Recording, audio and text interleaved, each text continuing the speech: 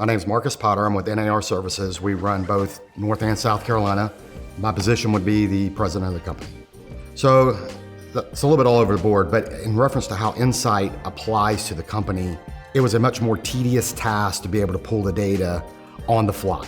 We would have to go into the software platform that we use as a system of record and pull that in. We could use some of that data, but then we'd have to export that, manipulate it, put it in different pivot tables, et cetera, right? So some of that data now just comes and you can look at on the fly.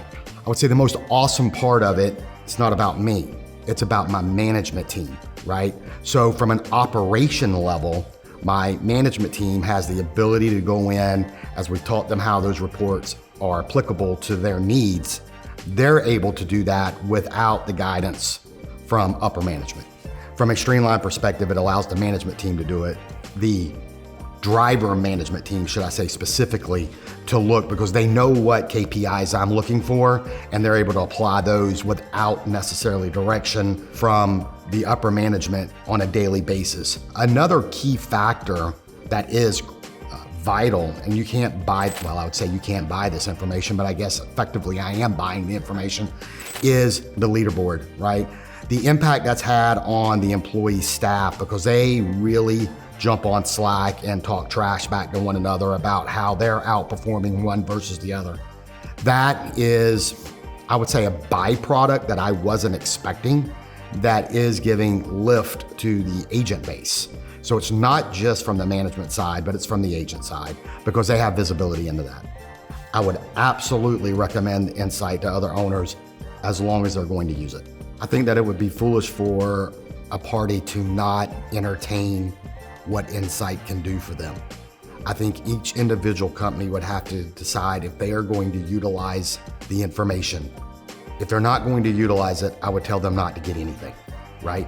But based on what you are presenting, you're showing a 6% lift per driver.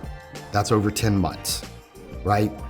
A big ship out in the ocean doesn't turn around on a dime and come back to port. So a 10-month window span is a very small span, but I am seeing lift. I will contribute some of that lift to the data that is coming from Insightt, allowing us to have visibility into that.